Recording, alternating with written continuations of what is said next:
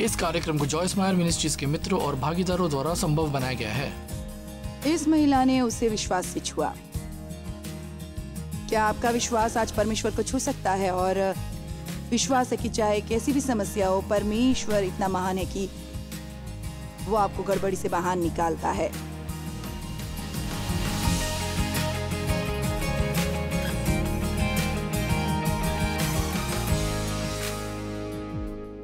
खैर, रोजमर्रा के जीवन का आनंद उठाने में आज हमारे साथ जुड़ने के लिए धन्यवाद। आप जानते हैं, जितना अधिक आप परमेश्वर के वचनों के बारे में जानते हैं, उतना अधिक आप अपने जीवन के हर दिन के बारे में जानते हैं और उसका आनंद ले सकते हैं, यहाँ तक कि उन दिनों की जिन्हें सहन करना मुश्किल है। मैं भय और विश्वास के साथ भय पर विजय पाने के बारे में बात कर रही हूँ और ये सीखना कि डर से कैसे बात करनी है, कैसे उसे भगाना है। हर भय शब्द के असली मायने हैं पलायन करना या इससे भागना। और बाइबल में कई जगहों पर लिखा है, मत डर क्योंकि मैं तेरे साथ हूँ। अब परमेश्वर जिन लोगों से बात कर रहा है वो उनसे ये नहीं कह रहा था कि डर का एहसास मत करो।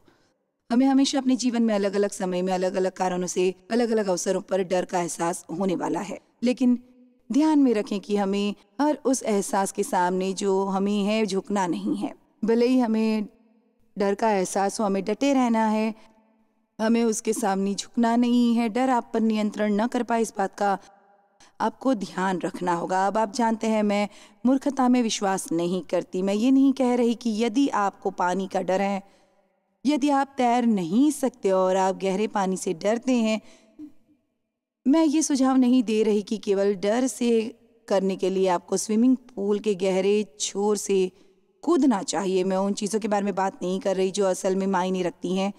वे चीज़ें जो वास्तव में आप जानते हैं कि परमेश्वर आपसे करने के लिए कह रहा है, और वो चीज़ें जो आपको करनी चाहिए। मैं किसी को भी नहीं कहना चाहती कि स्वयं को चोट पहुंचाए, क्योंकि जॉयस ने कहा डर से डरो नहीं, डर को भगाओ। लेकिन कुछ ऐसी चीज़ें हैं जो आपको समझनी चाहिए, क्योंकि उन्हें डर है कि वो वहाँ किसी को जानते नहीं, इसलिए वो जाते नहीं हैं चर्च में या किसी ऐसी जगह पर आपको भयभीत होने की ज़रूरत नहीं। आपको भयभीत होने के अवसर कितने भी मिलेंगे, आप इसकी कल्पना नहीं कर सकते। लेकिन हर बार जब भय आपका दरवाज़ा खटखटाता है तो आपको विश्वास से जवाब देने की ज़रूरत है। लेकिन भय के बिना रहने के लिए हमें बिना संदेह के रहना भी सीखने की ज़रूरत है।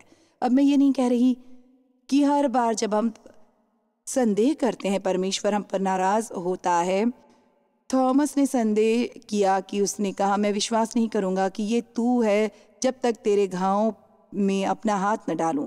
और इसलिए यीशु ने उसे ऐसा करने दिया, उसने उन्हें दिखाया। लेकिन फिर यीशु ने ये भी कहा, धन्य है वो जिन्होंने बिना देखे विश्वास किया। और मुझे लगता है यह जगह है जहां हम पहुंचना चाहते हैं। मेरा मतलब है कि यदि आपको वास्तव में ये संदेह है, आप खुलकर परमेश्वर से इस बारे में बात कर सकते हैं। लेकिन फिर भी प्रार्थना में रहो कि तुम उस स्तर तक पहुंच जाओ जहां तुम्हें इन संदेहों के कष्ट नहीं होते। हमें अपने संदेहों पर संदेह करना सीखना चाहिए, क्योंकि हर बार जब संदेह होता है इसका मतलब है कि शत्रु हमसे कुछ चुराने की कोशिश कर रहा है। और मैं कहना पसंद करती हूँ कि संदेह एक बच्चे के भय की तरह है, ये पूर्ण विकसित नहीं हुआ। इसलिए यदि हम इसे शुरुआत में पकड़ सकते हैं तो फिर हमारे पास इस पर जीत पाने के अधिक अवसर होंगे। अब्राहम ने असंभव के लिए विश्वास था। परमेश्वर ने उससे कहा था कि उसका अपना बच्चा होगा, लेकिन सारा और अब्राहम का बच्चा पैदा करने की उम्र गुजर चुकी थी। और इस समय के दौरान कि उसने इंतज़ार किया, हाँ मैंने कहा इंतज़ार किया, इस समय के दौरान जब उसने अपने जीवन में परमेश्वर का वादा पूरा होने का इंतज़ार किया। ये पढ़ते हैं कि उसके बारे में बाइबल में क्या लिखा है। रोमियो अध्याय 4:18-21। अब्राहम ने निराशा में भी आशा रखकर विश्वास किया कि वो बहुत सी जातियों का पिता होगा। कुछ अनुवाद कहते हैं आशा ही सब वजह ख़त्म हो गई थी। उसने अपने विश्वास में आशा की। दूसरे शब्दों में उसके पास आशा करने की कोई स्वाभाविक वजह नहीं थी। उसके लिए कुछ नहीं था जिसे वो देखता जो कहता खैर वह आशावान है। मेरा मतलब है वो सारा के गर्भ की मरी हुई सी दशा देख सकता था और सोचता खैर मुझे उसमें कोई उम्मीद नहीं दिखाई दे रही और अपने को भी देख सकता था जो स्वयं 100 साल का था। खैर उसने सोचा खैर इसमें भी कोई उम्मीद नहीं है। आप जानते हैं हमें यहाँ पृथ्वी पर की चीज़ों में अपनी आशा ढूंढने की कोशिश करने की ज़रूरत नहीं है, हमें परमेश्वर में अपनी आशा ढूंढने की ज़रूरत है। और मुझे वास्तव में लगता है कि ये समय है कि हम वास्तव में विश्वास में लौट जाएं। लो आशा के सब कारण खत्म हो गए थे। उसने विश्वास में आशा की कि उस वचन के अनुसार वो बहुत सी जातियों का पिता होगा। अब ये सुने, और वो जो 100 वर्ष का था उसने मरे हुए से शरीर और सारा के गर्भ की मरी हुई सी दशा जानकर भी वो विश्वास में निर्बल न हुआ। इसलिए वो अपनी परिस्थितियों से छिपा नहीं, उसने अपनी परिस्थितियों को देखा, लेकिन उसने कहा परमेश्वर अधिक महान है। और मुझे लगता है कि परमेश्वर यही तो चाहता है कि आप करें, अपनी परिस्थितियों से डरें नहीं, उनको देखें और उनकी पर टकटकी लगाएं और कहें मैं ये देखता हूँ, मैं ये देखता हूँ, मैं ये देखता हूँ, मैं ये देखता हूँ, मैं ये देखता हूँ। लेकिन तुम में से एक ने भी परमेश्वर से महान नहीं किया। परमेश्वर ये सब संभव है।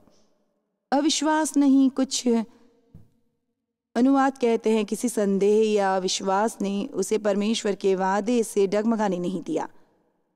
और अब इसी समझे, और न अविश्वासी होकर परमेश्वर की प्रतिज्ञा पर संदेह किया, पर विश्वास में दृढ़ होकर परमेश्वर की महिमा की वो मजबूत हुआ। जैसे उसने परमेश्वर की स्तुति करना जारी रखा, उसका विश्वास और मजबूत होता गया और वो जो कुछ करने जा रहा था उसके लिए उसने समय से पहले उसको धन्यवाद दिया। आप जानते हैं जब आप परमेश्वर से कुछ करने के लिए कहते हैं जो आपको अपने जीवन में असंभव नजर आता है, तो एक काम करना है, हर बार जब आपको संदेह हो तो केवल अपना मुंह खोले और कहे मुझे विश्वास है कि परमेश्वर मेरे जीवन में काम कर रहे हैं। बाइबल में लिखा है वो विजय जिससे संसार पर जय प्राप्त होती है हमारा विश्वास है। विश्वास हमारे जीवन में विजय लाता है। खैर विश्वास क्या है? विश्वास उन चीज़ों का सार है जो अनदेखी चीज़ों की आशा का सबूत है। आइए अब इसके बारे में विचार करें। ये क्या है? ये उन चीज़ों का सार है जिनकी आप आशा करते हैं लेकिन उन्हें अभी तक देखा नहीं है। उन चीज़ों का सबूत है जिन्हें आप देखते नहीं हैं। आइए एक उदाहरण सोचते हैं। ठीक है, मैं इस शहर में, मेरे पति और मैं एक घर के मालिक हैं। खैर शायद आप कहें खैर मुझे क्या पता तुम एक घर के मालिक हो, मैं तुम्हारा घर नहीं देख सकता, मैं यहाँ स्टूडियो में अपना घर नहीं ला सकती और कहूँ देखो ये रहा मेरा घर, लेकिन मैं अपने घर का टाइटल तो ला सकती हूँ और मैं अपने घर का अधिकार पत्र तो आपको दिखा सकती हूँ। और आप कहते हैं हाँ मैं विश्वास करता हूँ कि आपके पास एक घर है। खैर बाइबल में लिखा है कि विश्वास उन चीज़ों का अधिकार पत्र है जिनकी हमने अभी तक सूची नहीं बनाई है, लेकिन हम उनकी आशा करते हैं। लेकिन वह वास्तव में नकारात्मक में विश्वास करना है। ये उन चीज़ों का सबूत है जिनकी हम आशा नहीं करते और इन चीज़ों का सार है जिन्हें हम होता हुआ देखना नहीं चाहते। और मुझे लगता है कि विश्वास में रचनात्मक शक्ति है, लेकिन मुझे लगता है कि भय में भी रचनात्मक शक्ति है। और हर बार आप भयभीत होते हैं तो मैं ये कहने वाली नहीं हूँ कि इसे होने का कारण आप बनते हैं, लेकिन मुझे लगता है कि यदि आप लंबे समय तक किसी चीज़ के बारे में भय में रहते हैं तो वास्तव में ये आपकी परिस्थितियों को प्रभावित कर सकता है। ये अय्यूब था जिसने कहा जिस बात से मैं डरता था वही मुझ पर आ पड़ी। जब विश्वास होता है तो हम अपने शब्दों के साथ लड़ सकते हैं। अब्राहम ने कहा और न विश्वासी होकर परमेश्वर की प्रतिज्ञा पर संदेह किया, पर विश्वास में दृढ़ होकर परमेश्वर की महिमा की और निश्चय जाना कि जिस बात की उसने प्रतिज्ञा की है वो उसे पूरी करने का भी सामर्थ्य है। और मुझे लगता है कि आज यहाँ हमें एक सीमा निर्धारित करने की ज़रूरत है कि आप पूरी तरह आश्वस्त हैं कि परमेश्वर आपसे प्रेम करते हैं। क्या आप विश्वास करते हैं कि परमेश्वर में सब कुछ संभव है? देखो मैंने परमेश्वर पर इस हद तक भरोसा करना सीखा है कि यदि मैं उससे कुछ मांगती हूँ और मुझे वो नहीं मिलता तो मैं जानती हूँ कि मेरी प्रार्थना सही नहीं थी। ऐसा नहीं कि परमेश्वर सही नहीं है, लेकिन मैंने जो मांगा था वो इतना अच्छा नहीं था जो परमेश्वर मुझे देना चाहता था, और इसलिए वो मुझे नहीं दे रहे हैं जो मैंने मांगा था, क्योंकि वो मेरे लिए उत्तम होने वाला नहीं है। आप जानते हैं बहुत बार हम ऐसी चीज़ें मांगते हैं जो हमें लगता है कि बिल्कुल सही होगी, लेकिन वास्तव में ये कुछ ऐसा होता है जो हमारे लिए संभालना मुश्किल होता है और परमेश्वर ये बात जानते हैं, इसलिए हमें वो चीज़ें नहीं देते। मुझे लगता है कि परमेश्वर के पास हमारे लिए बहुत अच्छी चीज़ें हैं, लेकिन हम में बस साहस नहीं है, हमें परमेश्वर से उन्हें करने के लिए कहने का विश्वास नहीं है। क्यों? क्योंकि हमें स्वयं पर संदेह है। हमें संदेह है कि क्या परमेश्वर करेंगे, लेकिन आपको याद रखना चाहिए कि आप परमेश्वर के लिए कोई आश्चर्य नहीं है। इससे पहले कि आप पैदा हुए वो आपके बारे में सब कुछ जानता था। इससे पहले कि वो आपको आपकी माँ के गर्भ में बताता, आपके जीवन का प्रत्येक दिन उसकी पुस्तक में लिखा था। वो आपकी हर गलती के बारे में जानता है, वो आपकी हर गलती के बारे में जानता है।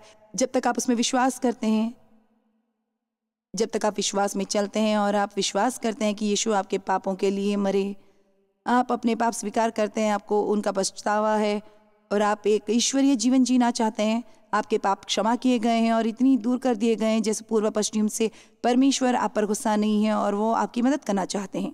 याकूब की पुस्तक में लिखा है कि यदि हम नहीं जानते क्या करना है, हम परमेश्वर के पास जा सकते हैं जो सबको बुद्धि देता है और वो हमारे दोषों की उल्हाना दिए बिना हमारी मदद करेगा। इसका मतलब है कि कुछ मूर्खतापूर्ण काम करके खुद को मुसीबत में डाल सकती थी, लेकिन मैंने किया है, इसका मुझे एहसास है और मैं परमेश्वर के पास जाती हूँ, कहती हूँ मैं जानती हूँ कि मैंने ऐसा कुछ किया है, मैंने मुसीबत में आपके दरवाजे को खटखटाया और परमेश्वर मुझे अफसोस है, मैं तुझसे क्षमा मांगती हूँ, मुझे तेरी सहायता चाहिए, मुझे दिखाओ कि इस गड़बड़ी से कैसे निकलूं, क्या करूं, या यदि ऐसा कुछ नहीं है जो कर सकती हूं तो फिर बस ये मेरे लिए कर दो। और वो नहीं करेगा। खैर, तुम जानते हो कि तुमने ये किया वो किया। इसमें लिखा है हमारे दोषों का उल्हाना दिए बिना वो देता है। आप जानते हैं दुनिया में लोग आप में बहुत से दोष ढूंढ सकते हैं, लेकिन परमेश्वर आपको आपकी गलतियां याद नहीं दिलाता। वो हम पर दयालु है। अब्राहम ने व्यर्थ की आशा के विश्वास नहीं किया, वो विश्वास में कमजोर नहीं हुआ, लेकिन विश्वास में दृढ़ होकर परमेश्वर की महिमा और स्तुति की। अब मैं आपके साथ मरकुस 5 से एक कहानी साझा करना चाहती हूँ जहाँ यीशु ने वास्तव में संदेह और अविश्वास की आवाज़ को अनसुना कर दिया।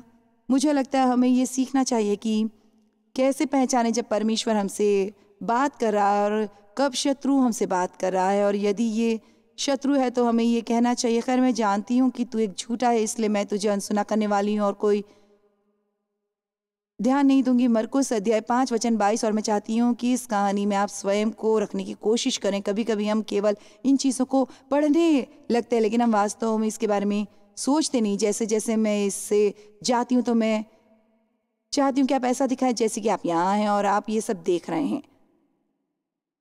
और आराधनालय के सरदारों में से याहीर नाम का एक उसे देखकर उसके पांव पर गिरा और उससे ये कह रहकर बहुत विनती की कि मेरी छोटी बेटी मरने पर है, तू आकर उस पर हाथ रख कि वो चंगी होकर जीवित रहे। इस आदमी की प्रार्थना की तीव्रता की कल्पना कर। मेरी छोटी बेटी मरने पर है, लेकिन मैं तेरा विश्वास करता हूँ, क्या तू आकर उस पर अपना हाथ रखेगा कि वो चंगी हो सके। खैर, यीशु करुणा से भरा था और इसलिए लिखा है वो उसके साथ चला, लेकिन वहाँ एक बहुत बड़ी भीड़ थी जो उनके पीछे चल रही थी, क्योंकि वहाँ भीड़ थी जो यीशु जहाँ भी जाता था उसके पीछे हो लेती थी। और उस भीड़ में एक स्त्री थी जिसको 12 वर्ष से लहू बहने का रोग था और वो बहुत से वैद्यों के पास गई, कोई उसे ठीक नहीं कर पाया, उसे ठीक नहीं कर पाया और उसने अपना सब धन लगा दिया।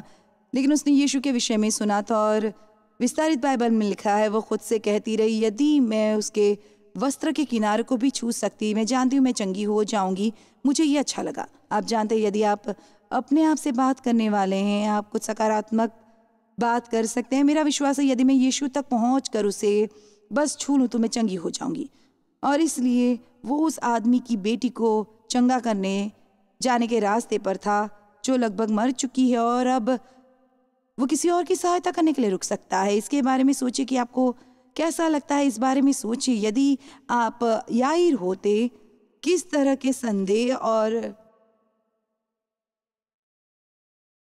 भय उस समय आपके मन पर हमला करते। जैसे ही उसने यीशु को छुआ तुरंत उसका लहू बहना बंद हो गया और उसने अपनी देह में जान लिया कि वो उस बीमारी से अच्छी हो गई। और यीशु ने जान लिया कि उसमें से सामर्थ्य निकले। परमेश्वर की ये सामर्थ उसकी असली चीज़ है, ये एक वास्तविक चीज़ है। आप जानते हैं जब परमेश्वर का सामर्थ आप में काम कर रहा है। और यीशु ने भीड़ में पीछे फिरकर पूछा, मेरा वस्त्र किसने छुआ? खैर, चेलों को लगा कि वो एक मूर्खतापूर्ण प्रश्न था। यहाँ इतनी बड़ी भीड़ है, तेरा क्या मतलब है?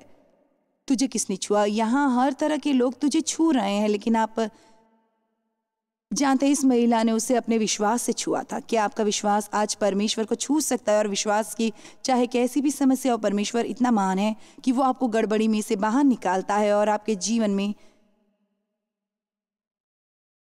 बहाली लाता है। तब वो स्त्री ये जानकर कि मेरी कैसी भलाई हुई है, डरती और कांपती हुई आई और उसके पांवों पर गिड़गिड़ाई और उसने सब हाल सचमुच कह दिया। और उसने उससे कहा, पुत्री, तेरे विश्वास ने तुझे चंगा किया है, कुशल से जा। तेरे विश्वास काम करता है, विश्वास रिहाई लाता है, विश्वास बदलाव लाता है, विश्वास चंगाई लाता है, विश्वास वो काम लाता है जो आपको चाहिए। जब वहाँ करने के लिए कोई काम नहीं था, वो ये कह रहा था कि याईर के घर से किसी ने आकर कहा, तेरी बेटी तो मर गई, अब गुरु को क्यों दुख देता है। ओ मेरे खुदा, उसे कैसा लगा होगा। यीशु, तुझे अभी क्यों उसके लिए रुकना था? मैंने तुझे बताया था ये कितनी निराशाजनक स्थिति में था। मैं ये नहीं कह रही कि उसने ऐसा कहा, लेकिन शायद उसे ऐसा लगा हो। लेकिन अब इसे सुने वचन 36 में, मरकुस 5:36। लेकिन उन्हें सुनकर, विस्तारित बाइबल में लिखा है, उन्होंने जो कहा उसे अनसुना करके यीशु ने आराधनालय के सरदार से कहा, मत डर, केवल विश्वास रख, केवल विश्वास रख। वाह, वो कह रहा है मेरा मतलब ये बहुत ज्यादा है। केवल अपनी आंखें यीशु पर रख। ये क्या कहता है? मुझे लगता है ये इब्रानियों अध्याय 12 है, जहां लिखा है, हर उलझाने और रोकने वाली वस्तु से नजर हटाकर विश्वास के कर्ता और सिद्ध करने वाले यीशु की ओर ताक। तेरे परमेश्वर ने केवल इसके लिए आप में विश्वास शुरू नहीं किया कि आपको बेसहारा और बिना किसी जवाब के छोड़ दे। वो विश्वास का कर्ता और सिद्ध करने वाला है। लेकिन कभी कभी आपको ये विश्वास रखने की ज़रूरत होती है जब सब कुछ ऐसे लगता है कि कुछ भी काम नहीं करने वाला है और आपको कभी वो मिलने वाला नहीं है जो आपने परमेश्वर से मांगा था। आज मैंने अपने दिल में अनुभव किया कि ऐसे लोग हैं जिन्होंने अपने सपने त्याग दिए हैं, ऐसे लोग हैं जिन्हें शत्रु ने बातों में उलझा दिया है। इसे तो बस भूल जाओ, ये कभी नहीं होने वाला है। तुम शानदार विचारों में से भरे हुए, इनमें से कुछ भी नहीं हो सकता जो परमेश्वर ने आपसे बात की है। अपने दिमाग को कुछ मिनटों के लिए बंद करें और वापस जाएं और देखें आपके दिल में क्या है। यदि आप इससे चूक गए हैं और अपने गलती की है तो इसे स्वीकार करें और ऐसा कहें। लेकिन यदि आप कहें, नहीं, मैं विश्वास करता हूं कि परमेश्वर यही करना चाहता है, फिर आज आपको अपने विश्वास को उत्तेजित करने की ज़रूरत है। उस आग को हवा दे। मुझे विश्वास है परमेश्वर पर, वो कितना भी समय ले, पर मैं उसे छोड़ने वाला नहीं हूँ क्योंकि मुझे उस पर विश्वास है। तो उसने पतरस और याकूब और यूहन्ना को छोड़ और किसी को अपने साथ ना आने दिया। अब ऐसा क्यों था? क्या आप जानते हैं, यीशु अंदर जाकर लड़की को मुर्दे से जिंदा करने वाला था और वो अपने इर्द गिर्द कोई संदेह या विश्वास नहीं चाहता था, वो अपने इर्द गिर्द विश्वास चाहता है। और क्या आप जानते हैं, जब आप एक निराशाजनक स्थिति में होते हैं और सब कुछ ऐसा लगता है जैसे कुछ भी काम करने वाला नहीं है, तो आपको अपने आसपास ऐसे लोगों की ज़रूरत नहीं है जो नकारात्मक हैं और हमेशा आपको बताने कि क्या काम करने वाला नहीं है। आपको सकारात्मक लोगों से घिरे रहना चाहिए जो विश्वास करने वाले हैं, जो आपको प्रोत्साहित करने वाले हैं। मैं कुछ ख़ास लोगों को जानती हूँ, जब मुझे प्रार्थना के लिए किसी की ज़रूरत है तो मैं जानती हूँ किसे बुलाना है, क्योंकि वे बस ये कहने वाले नहीं, ओ यकीनन मैं आपके लिए प्रार्थना करूँगा। मेरा मतलब है वो प्रार्थना करने वाले हैं, वास्तव में प्रार्थना करने वाले हैं। वे सरदार के घर में पहुँचे और वहाँ बहुत हल्ला गुल्ला था, लोग रोते और चिल्लाते थे। तब उसने भीतर जाकर उसने कहा, तुम क्यों हल्ला मचाते हो और रोते हो? लड़की मरी नहीं है परंतु सो रही है।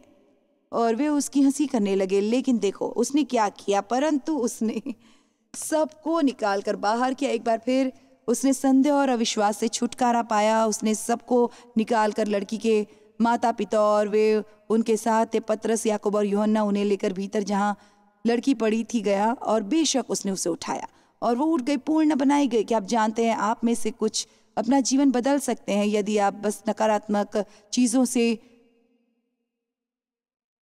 दूर रहें। तो आप जानते हैं, मैं नकारात्मक बर्दाश्त नहीं कर सकती और ये दिलचस्प है क्योंकि अपने जीवन में मैं कभी बहुत नकारात्मक थी। मैं हमेशा कहती, यदि 2 सकारात्मक विचारों की सोच एक साथ मुझे आती तो मेरा दिमाग तनाव में आ जाता। और मेरा मतलब है, मैं एक नकारात्मक पिता के आसपास बड़ी हुई थी। वो किसी पर विश्वास नहीं करता था, वो किसी को पसंद नहीं करता था, हर चीज़ का कुछ उल्टा मकसद होता था। नकारात्मक कैसे हो ये सिखाते हुए मुझे बड़ा किया गया और मुझे लगभग मूर्खता का एहसास कराया जाता। यदि कभी मैं सकारात्मक होती थी, इसलिए मेरा काया पलट करने में परमेश्वर को थोड़ा समय लगा। देव और मेरा विवाह होके थोड़ा समय हुआ था और उसने मुझे कहा, तुम हमेशा इतनी नकारात्मक क्यों हो? और आप जानते हैं मैंने उससे क्या कहा, खैर यदि तुम कुछ अच्छा होने की उम्मीद नहीं करते हो तो फिर ऐसा न होने पर तुम निराश नहीं होते। मेरे जीवन में इतनी निराशाएं थी, मुझे लगता था कि बुरी चीज़ों के लिए, बुरे विचारों पर भरोसा करके मैं स्वयं की सुरक्षा कर रही थी।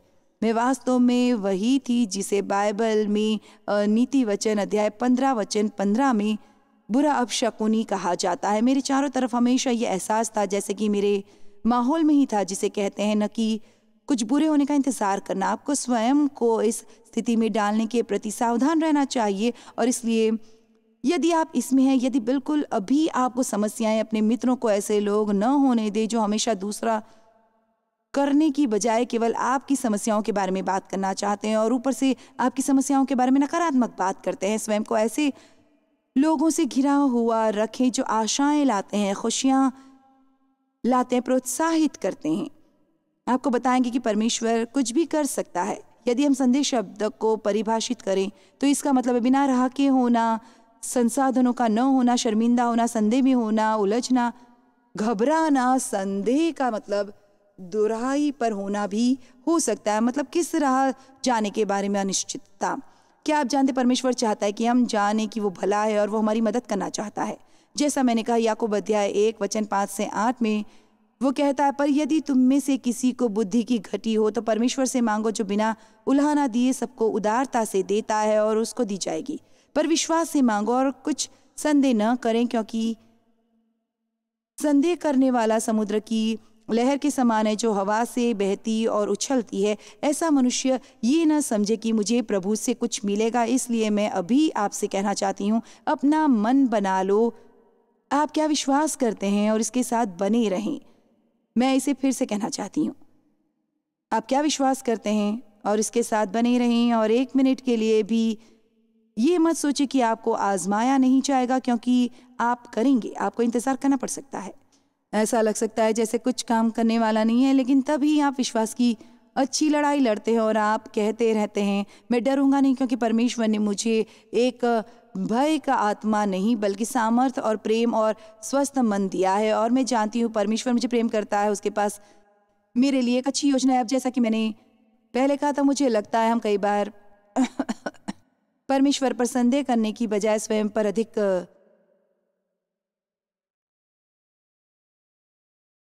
संदेह करने लगते हैं। इससे पहले कि आज हमारा समय खत्म हो जाए, आइए इस बारे में बात करें। क्या आप अपने हर कदम, हर चाल को परखते हैं? क्या आप के विचार हैं, मुझे ऐसा नहीं करना चाहिए था, मुझे ऐसा नहीं करना चाहिए था, मुझे वो नहीं खरीदना चाहिए था, मुझे वहाँ नहीं जाना चाहिए था, मुझे वो नहीं खाना चाहिए था, मैंने काफ़ी समय से अच्छी प्रार्थना नहीं की, मैंने बाइबल में सही अध्याय नहीं पढ़ा, मैंने आज वचन को पूरा कबूल नहीं किया, मैंने बाइबल पढ़ी लेकिन अच्छे से नहीं पढ़ी हो, आज मैंने अपने बच्चों को गले नहीं लगाया, मैं बहुत ज़्यादा बोलती हूँ, मुझे शांत रहना चाहिए, मुझे एक बेहतर माँ बनना चाहिए, मुझे एक बेहतर पिता बनना चाहिए, मैं नहीं हूँ, मैं नहीं हूँ, मैं नहीं हूँ। शैतान हमेशा आपको बहलाना चाहता है जो आप नहीं हैं। लेकिन देखो, आप जो नहीं हैं, यीशु उसकी भरपाई करेगा और आपको उससे कहीं अधिक ज़्यादा बनाएगा यदि आप उसमें अपना विश्वास रखते हैं। और हमेशा आप ये कहते हैं ना, मैं मुझसे वो नहीं हो पाएगा, मैं वो नहीं कर सकता। मेरा मतलब आप अपने जीवन में कितनी बार सुबह जल्दी उठकर परमेश्वर के साथ समय बिताते हैं, प्रार्थना करते हैं, बाइबल पढ़ते हैं, अध्ययन करते हैं। मेरा मतलब है हर बार जब मैं नीचे झुकती हूँ, शैतान मुझे एहसास कराता है जैसे मैं गलत प्रार्थना कर रही हूँ, मैंने सही आसन में प्रार्थना नहीं की, मैंने सही स्थिति में प्रार्थना नहीं की, मैंने पर्याप्त समय प्रार्थना नहीं की, परमेश्वर ने मेरी नहीं सुनी, और मुझे उन झूठों पर विश्वास करना बंद करना होता है।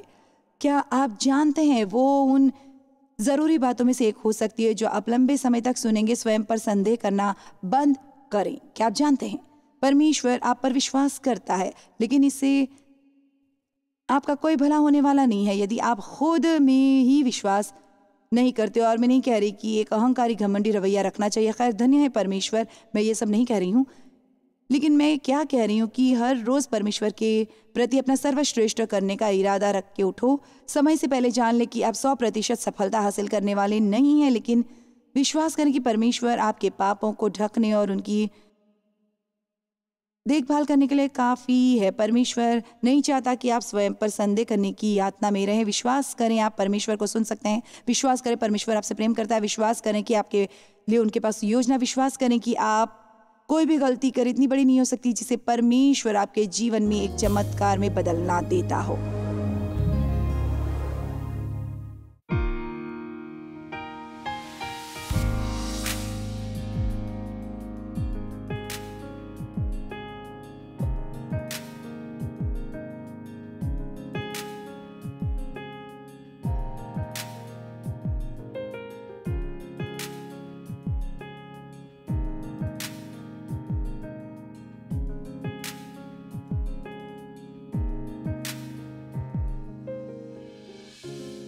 इस कार्यक्रम को जॉयस मायर मिनिस्ट्रीज के मित्रों और भागीदारों द्वारा संभव बनाया गया है।